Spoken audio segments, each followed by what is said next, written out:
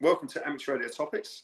I'm Kevin, VK6LW, and today I'm joined by Steve, VK6WZ in Western Canada, and we're going to have a chat about some of Steve's experiments and results with BOGs for the LF, primarily for the LF band. So, good morning, Steve.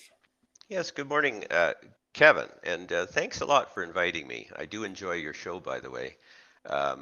You had mentioned to me you had mentioned you'd watch my YouTube channel occasionally, and then you made the comment to me that the podcast is it's a different format, and I've got to tell you, I do appreciate it. Specifically, it's a 100-kilometer drive to my remote station. It's about an hour and a half. Your podcast is perfect for my drive. Yes. I'll load it on Spotify, and it's really it's a perfect venue for that. Especially since my wife isn't in the car. I mean, I'm sorry, Kevin, but she's got very little interest in ham radio in terms of Yeah. listening to you yammer on about Yes. radio. Yeah. I have the same. I have the same thing, and occasionally we jump into the car, and for whatever reason, for no apparent reason, as soon as I turn the radio on, my podcast is there on the coming through on the Bluetooth via my phone. And my wife Julie, she said, "Oh no, turn all this off. Let's find a radio station or something." So yes, I can. The eyes start rolling. She's very tolerant activities, but she certainly doesn't really want to listen to the podcast. Having said that, the most recent podcast I've just completed was a little bit of a story. It's a little bit of a story about how I came to acquire my latest paddle, my latest Morse key, which is a Bigali from Italy, and it's a very nice paddle. And Julie was instrumental in me acquiring that paddle because we visited a guy in the Beverage Island, EA6EJ, and he had a Bigali on his desk, and I operated there for a very brief period, maybe 45 minutes, one morning when we called in to see him, and then we went off and had a coffee. And I commented how nice the Bigali was, what a nice paddle it was. You could sit down, it was just felt very seamless straight away. And Julie obviously picked up on this, and unbeknownst to me, once we got back to Australia, she contacted Bigali in Italy, and she ordered me a very nice Bigali signature dual lever paddle, iambic paddle, which turned up a few months later. So, and that was partly an anniversary present. So she is not only sympathetic to my hobby, but she does support me in the hobby. She just doesn't need to listen to the podcast, really. She listened to that last podcast because she was involved. So that was a bit different. Anyway, but I think one of the things with the podcast, and I did listen to some podcasts, and one of the things I quite like about it is I can listen in the car, I can listen if I'm on a walk, I can listen if I'm on a bicycle, or whatever. It's something you can listen to while you're doing something else. Whereas obviously with the YouTube video, they're more informative and they're more instructive, and you've got the visual, but you have to watch it. You can't just wander off and do something else. Exactly. So sometimes, quite often I have podcasts on when I'm in the workshop doing something, maybe not radio related podcast, but just something else. I've got the podcast in the background. And I'm busily involved building antennas or whatever I'm up to. So yes, I certainly was interested in the videos that I've watched the last few days about the BOG and the BOL and the results you've had with them, because I found I had a BOG and I had some mixed results with it, but I was only really using a traditional input transform, a traditional transform interface, with a binocular core, no preamp. I just use the preamp on the radio, RG6 feed line, similar to what you're using. And it had enough gain that it was useful. I had it running north for the JAs, and it was certainly okay. It was about 280 feet long, so similar to yours, about 300, and it was just resting on the top of the rocky soil. And bearing in mind, we've got not good ground conductivity here. The soil is just all rock on top of the hill. It seemed to work okay, but the preamp no doubt would help. So maybe for our listeners, you can explain a little bit more about what you've been doing with your BOGs and how you've you've developed a new antenna. I never even thought of a BOL before, so I'll let you explain what you've been up to. Well, sure, Kevin. That's great. And yeah, I think that perhaps the most important thing that drove me, the main thing that drove me, even in the direction to try a BOG, uh, was the nightmare of maintenance of my above ground wires. I mean, I Yeah. had 4 kilometers of above ground wire running through my forest. Now, I live on the top of this large hill, and I'm surrounded by farmland.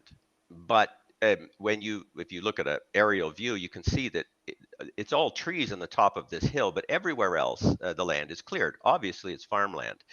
And the point is, because this land is on a hill, it wasn't really farmable.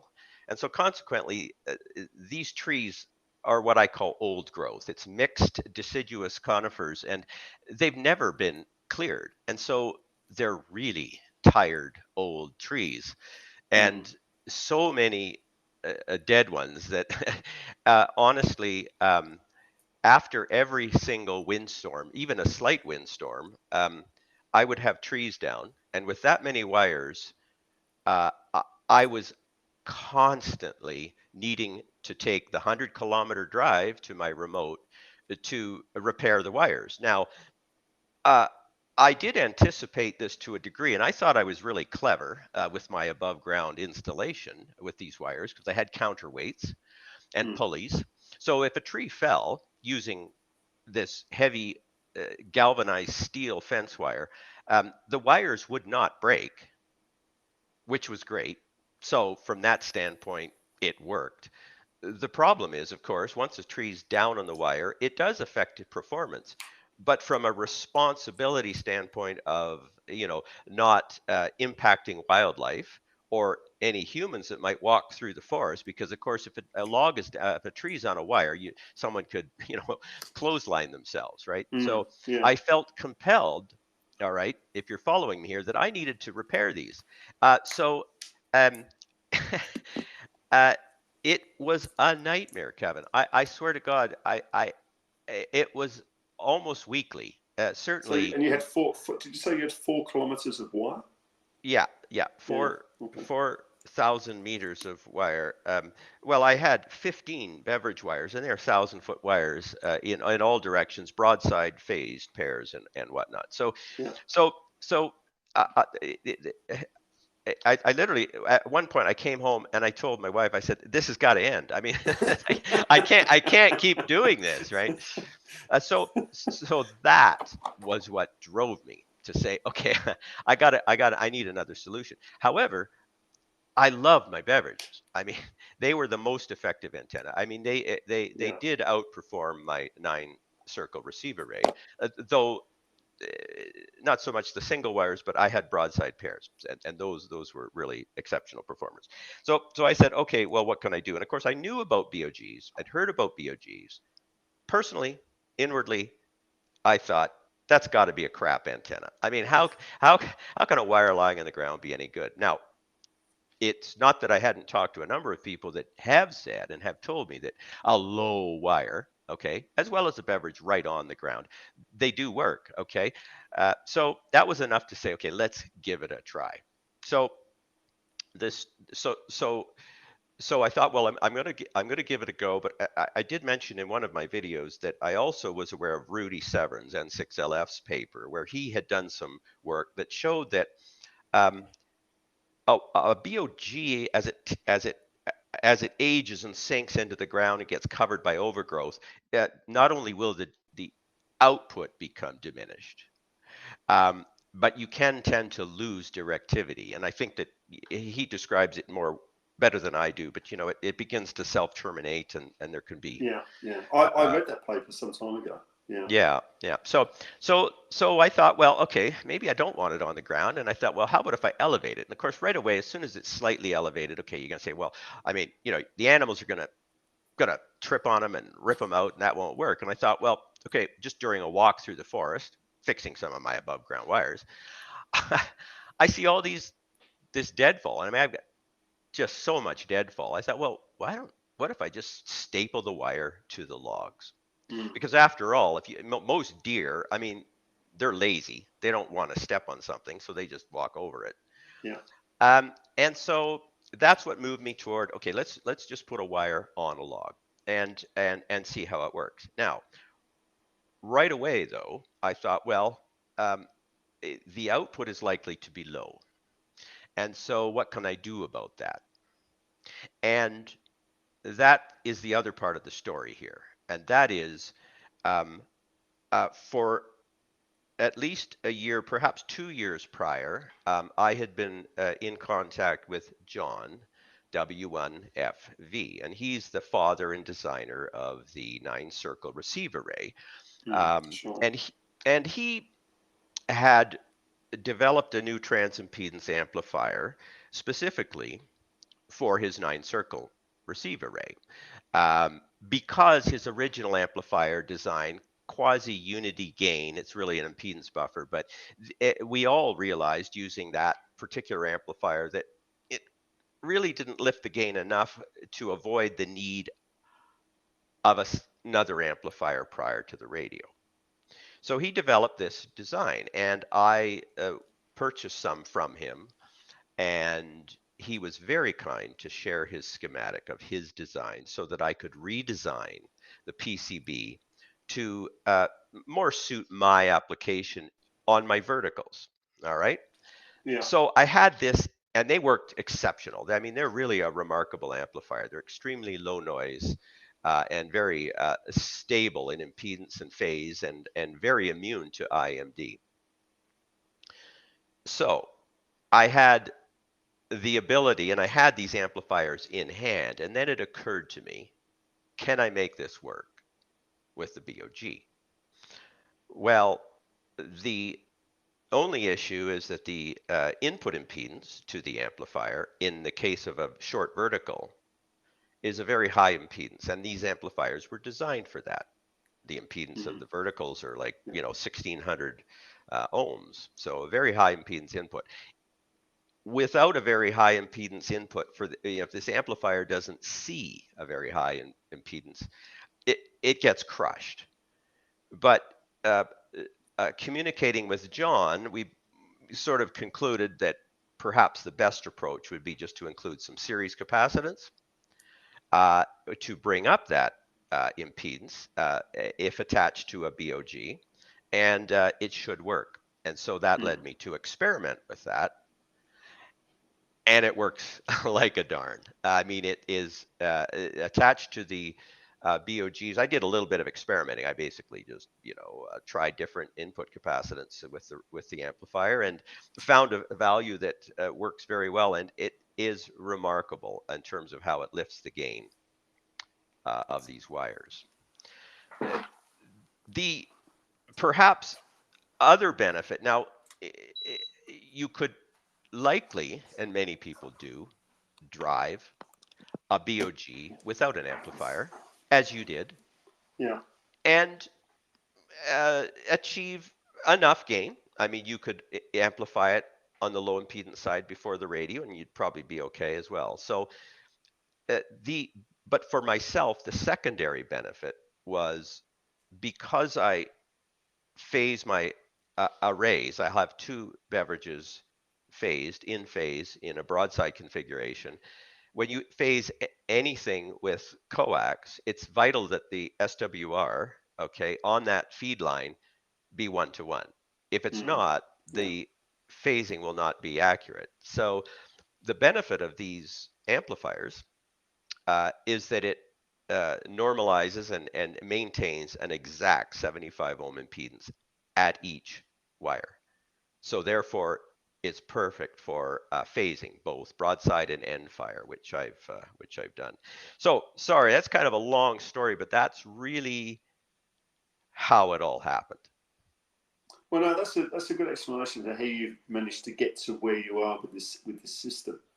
And you're correct. The BOG or the bog.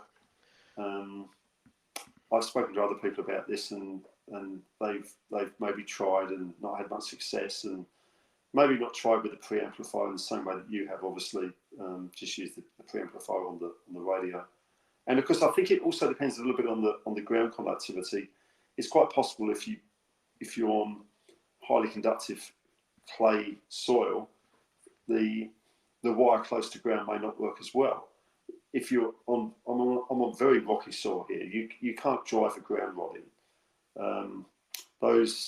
I saw those copper pipes you were using that you were driving into the ground. I think 4 foot long, the 1/2 inch copper pipe. Yes. You can't do that here. The thing just crumples up when you get about you get about 6 inches down. It just crumples up.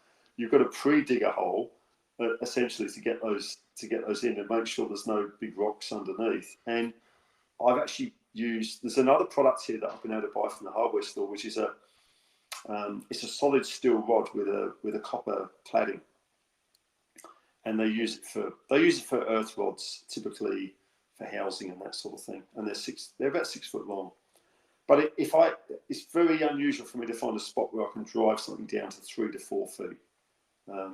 It's just the soil is just ridiculous. So in that sense, the soil's very non-conductive where I am, and I think maybe that helps me with the BOG that I was using. Whereas Steve VK6VZ, who lives over the hill from me, he's very close to a stream. The ground's quite conductive. Ground's quite sort of wet, and he put a bog or BOG down, and it was completely hopeless. He had no success with it whatsoever. So, but of course, in your instance, by elevating it maybe, I don't know, 12 inches or 30 centimeters in the air on a log, you maybe get around all those close to ground issues that I've just been talking about. Yes, absolutely, Kevin. And I think you're absolutely correct. And I think that your lower conductivity soil would absolutely improve, in my opinion, the performance of a BOG. In fact, you could probably get away with it being directly on the ground.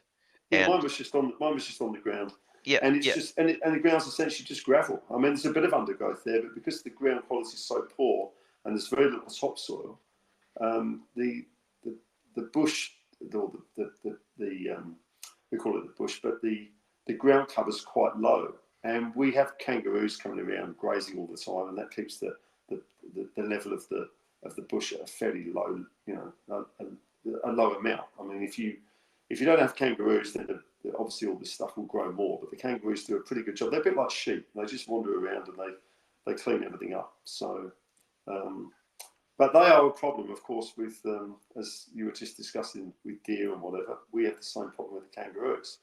So you can't have low wires. The wires have got to be at least 6 foot high, preferably 7 or 8 foot high. Otherwise, you're going to run into problems.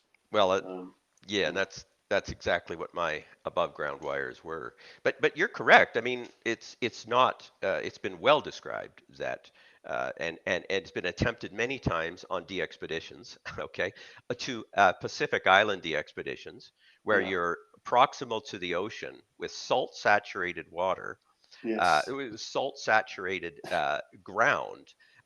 Beverages even above the ground are dismal. I mean, Yeah, they don't work. they're It's not good. basically dead, and they're Yes. dead because basically you're feeding a shorted feed line. Okay, because basically a beverage is a feed line. I mean, it's like a piece of twin lead. The above ground wire is one side of the feed line, and the ground is the other side. And if the ground conductivity is perfect, you're basically got a shorted feed line. So, but the other benefit, Kevin, to your setup, and in a way a benefit of these transimpedance amplifiers. You see, the amplifier, specifically these amplifiers are looking for a high impedance feed point. So that's the beauty of it. You can get away with, let's call it a somewhat crappy ground. Okay, not zero. You do need a ground of some sort because it's relative to the antenna, right? But you don't need a really good ground in order to drive the input of the amplifier, right? The high impedance is actually a good thing. So yeah, no, I think that your type of terrain would be well suited. With your BOLs, I notice you have a ground rod and it's 3 to 4 feet long, or whatever. Is that the only grounding, or do you lay out some radials from that ground rod away from the direction of the BOL? No, nothing. Just the No ground rod. radials. No. No, Okay. and again, that's and that's the same with the high impedance verticals, the short verticals in my 9-circle receive array, or any of the what we call high Z short vertical arrays. They're all the same. They're fed at the high impedance point with just a ground rod, no radials. Okay. In fact, No radials radials. in the case of a short vertical will upset the pattern more Yeah, than of course. anything. Yeah. Yeah. Yeah. But no radials at all, Kevin. It's Okay, that's just a interesting ground because rod. I found with the traditional beverages I've got here, which are the normal sort of 600 foot, 150 meter long beverage for 160 and 80, and with the difficulty in putting in a decent ground rod, I've actually dispensed with the ground rods altogether, and I just have three 10-meter radials radiating out from either end of the beverage, so at the feed point end and also the terminating end, and that does seem to help the performance of the beverage on my soil, because it's giving it, there is some grounding there for traditional beverage.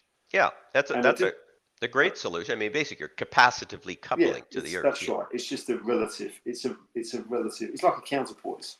A Yeah. counterpoise for the beverage. BOG. I did the same thing.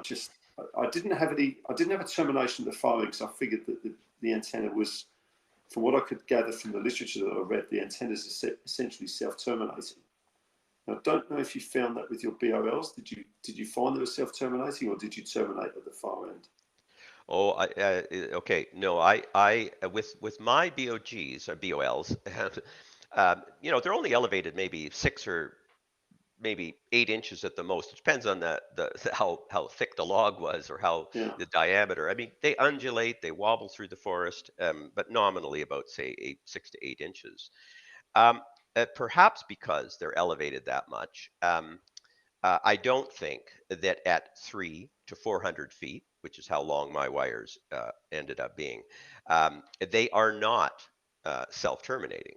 And I know that because, first of all, listening to the radio, there was a huge difference when they were terminated. I mean, they was Okay. just Yeah. but more importantly, sweeping it with the analyzer. I mean, the key to sweeping it to know when you've got the proper termination. When you sweep with the analyzer, it will be flat SWR. Okay, not 1 to 1, depending on your input impedance, but there'll be very few undulations, and that's because the wire is terminated in its characteristic impedance, like a feed line. So therefore, the Yeah. SWR, as it were, on that feed line is flat. I did not see that. Okay, without termination, it was just wildly wobbling around. As soon as I terminated it in around 300 ohms, in my case, the SWR went perfectly flat. So if you're Okay. following Yeah. me, Yeah. Yeah. Got it. clearly Yeah. they were not self-terminating. Yeah. No, that's good. That's very. So, look, it's very interesting. I think there's obviously a lot of merit in that antenna, and it's a very practical antenna from the point of view of, I mean, I could envisage here putting up BOGs again. I could give these antennas a try. I'm very interested in the preamplifier idea. I've got 2.5 acres. I've got plenty of space, and actually, with the size you're talking about, the length of the 300 feet, it would be quite easy for me to configure those as a phase pair. I've got enough room to do that. With the elevated beverages, it's actually quite difficult for me to create a phase pair situation because there's just too many things that are in the way. Kevin, I as soon as you said that, I must tell you that that is largely, partly at least, what compelled me to make the videos that I did, both on the BOG as well as the amplifiers, and that's because exactly what you said. I really feel this BOG approach is accessible. To It a is, yeah. lot of people Yeah. that normally the above ground BOG, the above ground wires wouldn't be. Hey, BOGs aren't new. I mean, I realize that, but I guess that's the other thing that compelled me to make the video um, uh, was I was so impressed, Kevin. I have to tell you, I was truly surprised. I'm sincerely surprised at the performance. And my point here is, I'm not coming from, like, this is the first receive antenna I've ever built. I mean, over Yeah, 30 years, I've built a lot of different receive antennas. And I mean, as I said, I had an array of 15 elevated beverage wires covering the whole compass directions and broadside pairs. And so, I'm comparing it to a lot of different receive antennas, and I was frankly shocked. I didn't expect them to perform as well as they do. And this might sound like a bold statement, but honestly, the more I've been progressing with these, and I've had them now here for over a year, 2 seasons now, in some ways, they're outperforming the performance I was seeing from my above ground wires.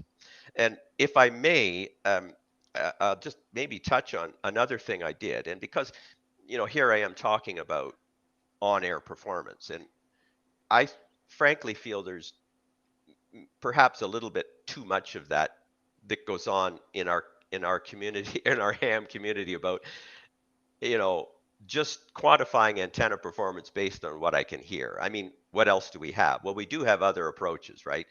but yeah, but just saying you can hear DX and this antenna works great, or I can work a lot of DX, uh, that's not really proof that your antenna is working. I mean, any better than, say, someone else, because I mean, it could be dependent on location, it could depend on a lot of yeah. things. There's so many factors, and yes, I completely agree with that. I mean, I spent a lot of time over the years modelling antennas. So I think the last count, I've modelled more than 700 antennas using NEC.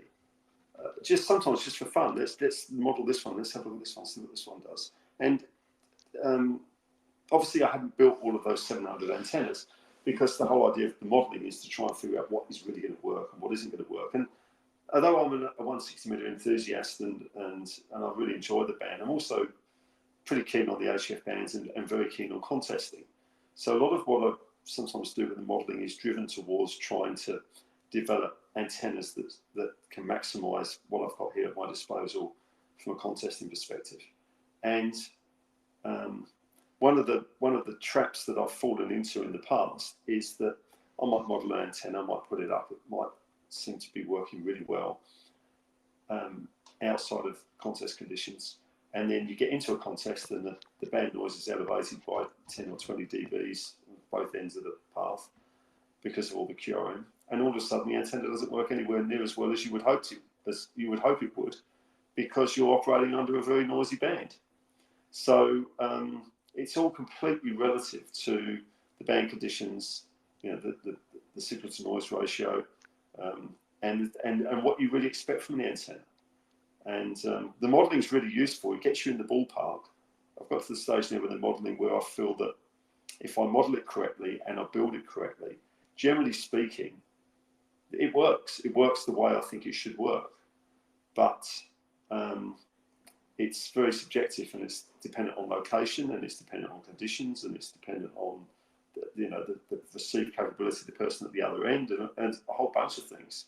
So you probably also had the experience, as I have, of going on the band and with an antenna, whether it's transmit or receive, and really feeling that the antenna is working based on your past experiences. You get that feeling, yes, I feel loud, or I'm hearing this station very well, whereas in the past, maybe, the signal to noise ratio on that path or whatever wasn't so great. So they're all quite incremental things that are hard to explain to somebody that hasn't had maybe the same experience with antennas. And of course, everybody that either puts up an antenna or buys an antenna wants to say it's working quite well. Otherwise, they've either wasted their money or wasted all their effort, I guess. Don't want to admit it, right? Exactly. It's like But somebody that buys the latest rig and says, well, it's the best rig I've ever had. I'm hearing stuff on this rig I've never heard before. Well, that's a big claim, because most of the newish radios these days, all the receivers are pretty good. The there's not a lot to choose between. And yes, obviously there's good receivers and bad receivers, and there's receivers that suffer from IMD and you know they're more prone to interference or whatever. But yes, you do get that a little bit, whereby obviously you don't want to feel that what you've invested your money in or what you've invested your time in is not going to work. But you also have to be subjective about it, particularly with antennas. You've got to be honest with what you're hearing and the results you're getting. So That's human nature. But let me just describe briefly how I did evaluate these, though, because I have taken a less than subjective approach to really, when I say I really am impressed with the performance. Oh yes, I am impressed based on just what I hear. Okay, but I've done more than that. Okay, um, I've done it taken, well, at least three different approaches. Well, four, if you just include basically listening on 160 meters, okay, and seeing the performance in terms of what I can hear. One approach is actually recording RBN uh, reception, okay, from my own skimmers. I have three RBN skimmers, okay, three skimmer radios, and they all have different names. If you look at the RBN, you'll see a VE6WZ, a VE6WZ1, and a VE6WZ2. Each one of those skimmer radios is connected to a different antenna. All right. It specifically, for example, in the early days, I had an Omni on one of the skimmer radios, and I had my above ground beverages, okay, on one, say pointing to Europe, and then my BOGs pointing to Europe, okay, if you're following me. Now, my skimmer, okay, it's going to skim the same spots out of Europe, okay. Carl, OK1CF is calling CQ. Literally, what is his signal to noise ratio in dB comparing those two antennas? All right, so that's fairly objective, and most of the time, the BOG, virtually all of the time, the BOGs kept up. Okay, there was no difference. The second approach I use, and I had talked to you about this earlier, I have three Perseus radios, and those radios can record the entire medium wave band, all right? And I was able to do the same thing, that is to say, record the entire medium wave band, say on my VK beverage pair, on my above ground wires, and on the BOGs. And then I could listen to 4BH Brisbane on on 1116 kilohertz, right? And compare on medium wave the two signals, because I can go back in time, I can listen to it and compare them. Okay, the BOGs were keeping up with the above ground 1,000-foot wires compared to 300 foot. 300 foot. It's a big difference, particularly when you're down on 1116. Yeah, I mean they're way short. yeah, it's a very short antenna for that frequency. So that's a good indication. And then the third thing I did was flew my drone. Okay. Yeah, I saw that. It's very interesting. Very interesting. So I built a signal source using a clock oscillator for the medium wave band, as well as for 160 meters, right? And I built it's very light little clock oscillator powered by some batteries, dangling under my little Mavic Mini drone. Okay, it's light enough that it could lift this thing with about a 15-foot piece of wire, right? The source is in between the wires, right? It's like a vertical dipole hanging under my drone. So I send the drone out to a kilometer away, sort of out close to being outside the near field of the array, and I fly it to an elevation where I'm close to representing a 15-degree wave angle. Okay. And then I plot my azimuth, because I model all of my arrays and all of my beverages. I plot it at a 15-degree wave angle. So I'll fly my drone with that signal source out to 8 different locations circling my location, and switch through all of my antennas and actually record, okay, the exact dB level. And then I plot it up on a polar plot. So I'm actually measuring, okay, the far field pattern of my BOGs. And I show this on my my YouTube channel, but I was very surprised as to how accurately they represented the modeling, Mm. except for, and this was another thing that very much surprised me, was the side rejection, specifically both on 160 meters and on medium wave. The the side rejection, that is to say, the broadness of the forward lobe, was very much more narrow than was modeled. Okay, in other Yeah. words, somehow the modeling, this is an example where the modeling actually was in what it appears as though the modeling was under evaluating Yeah. these I BOGs. saw that. I saw that on your on the YouTube video. Yes. It's. Yeah, it's and so the the most important parameter for a receive antenna is the RDF, the receive directivity factor, and of course, modeling will give you that number. And the RDF, especially with my broadside pairs of these BOGs, is very good. But with this, when I see the drone data, it would suggest that perhaps the RDF is even better, okay, than the modeling would suggest. Because if, in fact, if the forward lobe is even more narrow, that would enhance the RDF even more. And I see this, okay, on performance. Okay, for example, if Sweden is coming in, I have a broadside pair of these BOGs at 21 degrees. Okay, that's directly at Northern Europe, and I have another pair at 45 degrees. Okay, so Mm. not a big difference. Okay, both beverage pairs. It's I pretty won't tight. Yeah. I won't even hear Sweden on the 45-degree pair. So, you're only moving a number of degrees to 21 degrees, and it's a perfect copy. All right. Yeah. So, um, anyway, I'm kind of rambling on, but my point is when I say that I've been impressed with these BOGs, it's based on uh, not just hearing stuff, but also Yeah. based on measurement and whatnot. Yeah. So, No, I can see that. That's a pretty forensic examination of the antenna. Um, there's not too many people I know using the drones. I've got a drone. I've got the same drone that you have, actually, the Mini Maverick. Um, and I've not built a small oscillator to try this out, but it's a good idea. It's a really good idea. And I got a YouTube video on that, Kevin. If you want to yeah, watch it. I'm gonna go and check that out. Actually, it's very.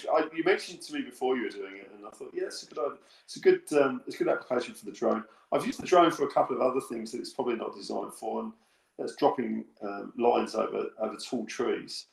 Um, and it will in fact do it. I came up with a mechanism that I could, a quick release mechanism I could attach to the underside of the drone and drop a small fishing weight over the top of a tree. But the drone is probably not quite big enough to deal with the extra load, and it sort of tends to make it a little bit unstable. But it worked. It did work, and I've managed to complete the mission without the drone becoming entangled in the uppermost branches of the tree, which was the main object of the exercise, really. So yeah, very they're useful devices, drones. It's very good, Steve. Yes, look, I've enjoyed watching the videos, and your explanation of them is excellent. And I think for anybody that's got a degree of space, even if you've only got maybe a smaller block of land, half an acre or something, you can actually fit these BOGs in at 300 feet or 100 meters. It wouldn't be too hard. Whether or not you can fit a phase pair into another story, but at least even a single wire is going to be some improvement on the LF bands in terms of signal to noise ratio. So yeah, it's very good. And I think also the further explanation that you had, and this may be something we need to leave for another podcast, but the amplifiers that you've built, and the details of the printed circuit boards and the process that you go through with those, that's quite good. Having, obviously, you could replicate that circuit without a printed circuit board, but the fact that boards are available and you've made some of that information available is also very good indeed. So, just to point out, Steve does have a really good YouTube channel with lots of interesting antenna information on it. So it's worth checking out VE6WZ YouTube. And there's a mine of information on there which will give you some great ideas, I'm sure, with your antenna experiments. Yeah, it's I sometimes not sure how well received my channel is. I mean, I can see I get a number of views, but you know, it's a fairly niche channel. Yeah, yeah, Some of your listeners may know I'm kind of marooned on the low bands. I'm not kind of a kind of rarely get above 40 meters, as it were. But so most of my content is related to you know the low frequencies, 160 meters and otherwise. But yeah, I mean it's Kevin, I think that basically I just like to build stuff. I mean, for me, the hobby, the ham radio hobby for me is uh, I enjoy operating equally as much as I like to build stuff. And you know, that's why I put my YouTube channel together. I would often sort of on some other email lists and whatnot comment about some of the things I've built, and oh, so many times that leads to a whole bunch of emails. How did you do this? And how do you do that? yeah, yeah. And that leads to a whole bunch of emails. And that's what drove me to make YouTube. So that, well, why don't I just make why don't I Some just make a reviews, yeah, YouTube and then just when someone asks me a question, I just send them the link. yeah, yeah. Descriptive. I mean, obviously you've got the video there as well, and it's well put together. It's very interesting stuff. I've always enjoyed building various antenna doing various antenna projects and accessories for the station, that sort of thing. I'm way past building my own gear, which I used to do back in the early days when funds were very limited. But I still enjoy getting involved with what I can. The other week I repaired the Expert SPE 2K linear. The input and the output relays had just about given up, and I had no copy on receive when I would go from transmit to receive because the relays had failed, and a little bit of research on the net, it didn't appear to be an uncommon problem. And it's a beautifully made linear. It's a wonderful piece of engineering. It's not the easiest linear to actually get apart and extract the boards and ultimately replace the offending relays, but I managed it in the end. So that was an interesting project to get into that and to be able to perform that small service routine, which probably you need to complete every. With the use I give the linear with contests and whatever, I probably need to replace those relays about every 6 to 7 years, I would say, based on other people's experiences. Well, that's great that you have the ability to do that. You know, it makes me, you know, I was thinking about it the other day. I've had a bit of a problem with my ACOM and but you know, there's always something, isn't there, Kevin? Oh I yeah, mean, yeah.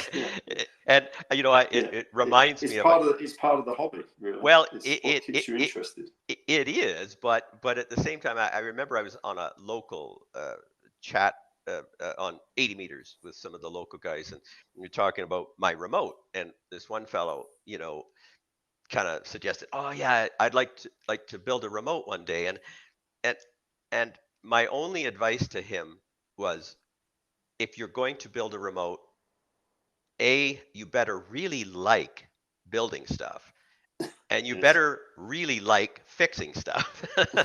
because that's what it is. And I sincerely mean that. In other words, you know, it's a little different than just, I don't want to say an appliance operator, but if you, you have to actually enjoy it, because otherwise it would soon you might soon abandon it because there's you know it's always something, isn't it, Kevin? Yeah, yeah, definitely. I mean, I find here with the single operated 2 radio setup that I've got for contests, and 2 towers, and essentially 2 lots of antennas and the receive antennas as well. And most of my antennas are wire antennas that always have been. I quite enjoy building wire antennas and wire beams and all that sort of thing. And so consequently, there's an unending list of maintenance issues that whether it's a hardware issue with the tower, or whether it's an antenna issue, or I'm modeling something new. And from time to time, the comment does get, I do get the comment from Julie, well, when will this be finished? When will you finish this antenna? I said, well, I'll get this antenna finished, but there's going to be another antenna after this, something else I might design and develop and decide to put up and test. And I said, but that's part of the hobby. That's part of what has kept me in the hobby for, actually, this year I'll be licensed for 49 years, which sounds like a long time. I think I'm the same. I think Yeah. I'm the same. I'd have to do the math. I think But, I might be up to 50. Yeah, I was, when I got my license, I was only 16 in the UK. So I was well, we're the same. I was 15 years old, and I was licensed in 1973. So that's 50 years. Yeah, that's it. Yeah, you're just a bit ahead of me. But no, I think that the interest in building and designing and developing, whether it's antennas or equipment or whatever it is something that will keep me in the hobby. And also CW's kept me in the hobby as well. I love CW. And I still love to do contests. I love to do contests, not because I'm going to win the contest necessarily, not going to win much from VK6, but because I enjoy being part of the contest weekends. You know, it's just a fun. I have fun on the contest, and it's exciting. And that can be hard to explain to some people. It can be even hard to explain to some people within the amateur radio community. But never try to explain why you find a contest fun to somebody that knows nothing about amateur radio, because obviously they think you're quite strange.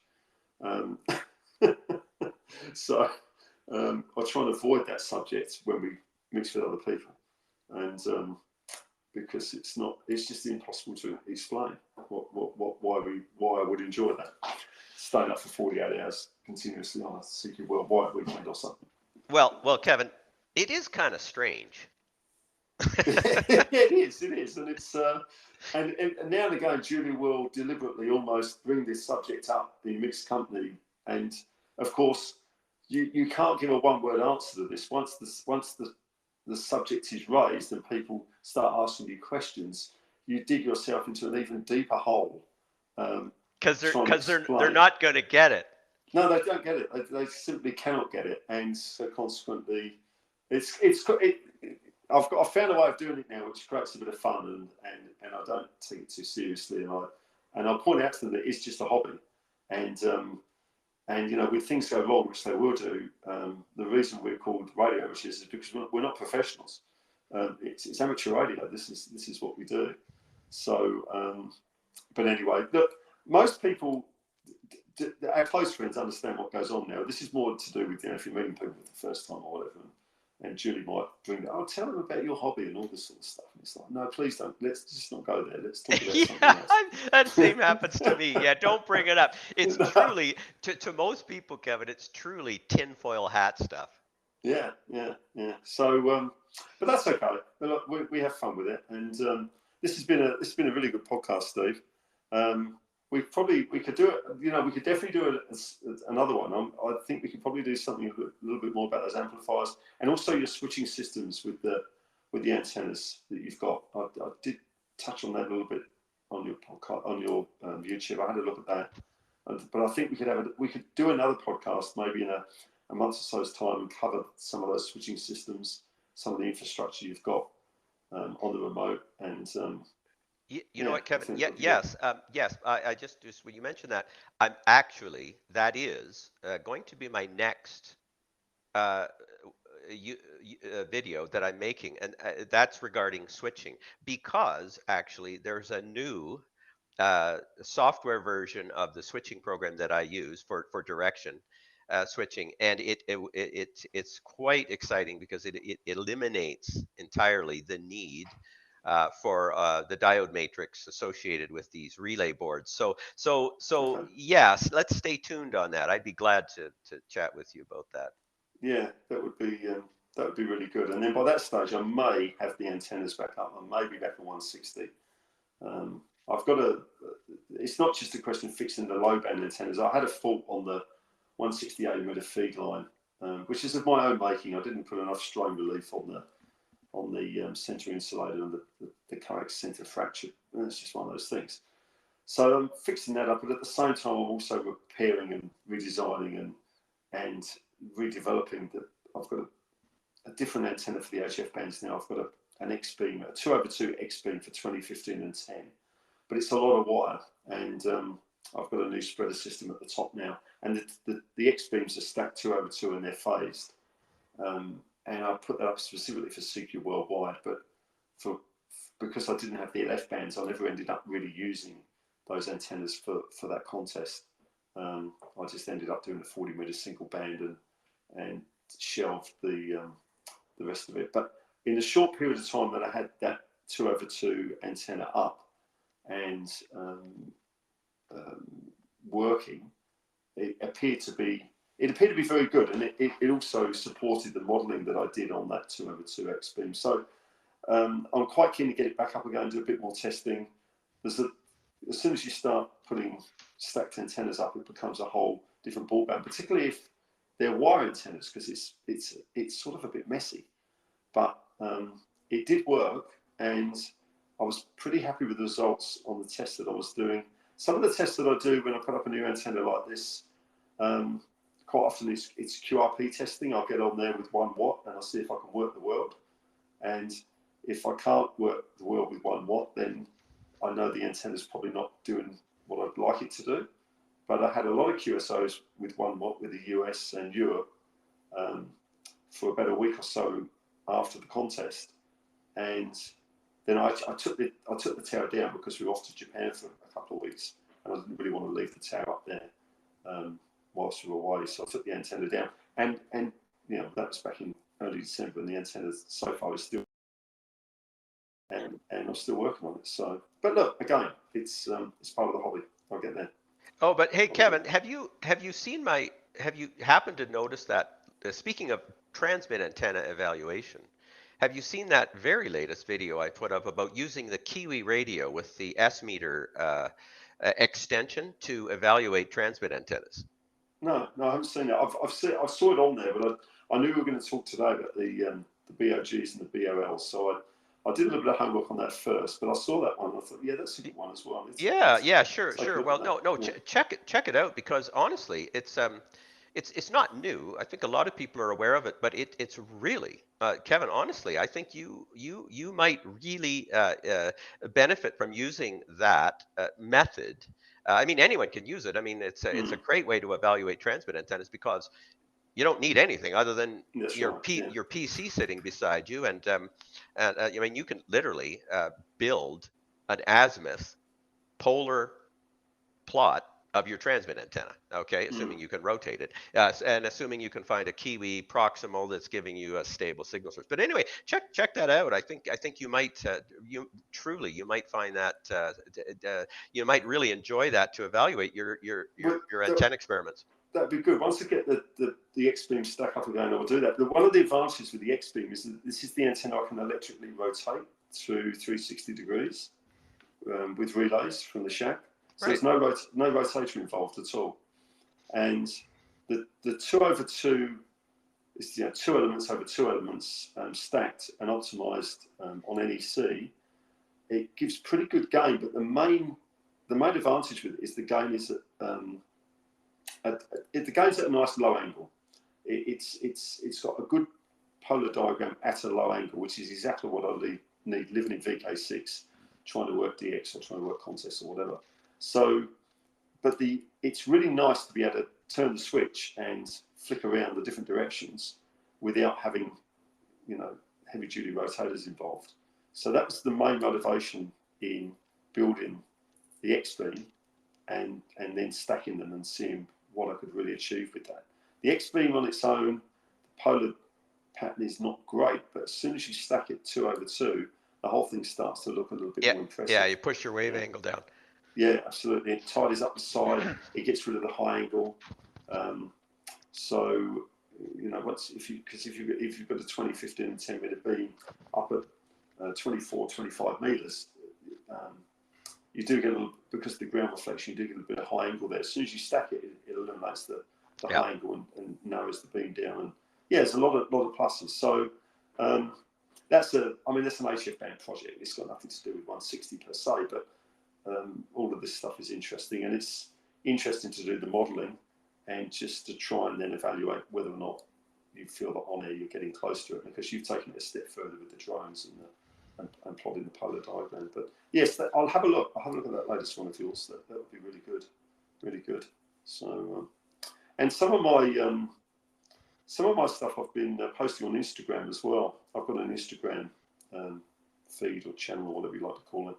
It's just VK6LW, and I've put some of the stuff on there. There's quite a few HF operators on there actually that are following, and some interesting some other interesting people that I'm following that have got videos and clips on Instagram, because it's all quite quick. You're limited to about 1:30, I think, on Instagram in terms of a video clip, but you can condense quite a bit of information into that 1:30, and then it's because I'll link everything back to this podcast, and so they can have a listen to other things I'm discussing. So yeah, just a way to keep in touch with people, and also quite a bit of CW related content on there as well.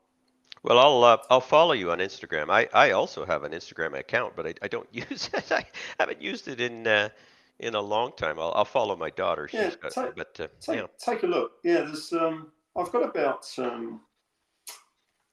I think I started this probably about 6 months ago, and I've put more than 100 posts on there so far.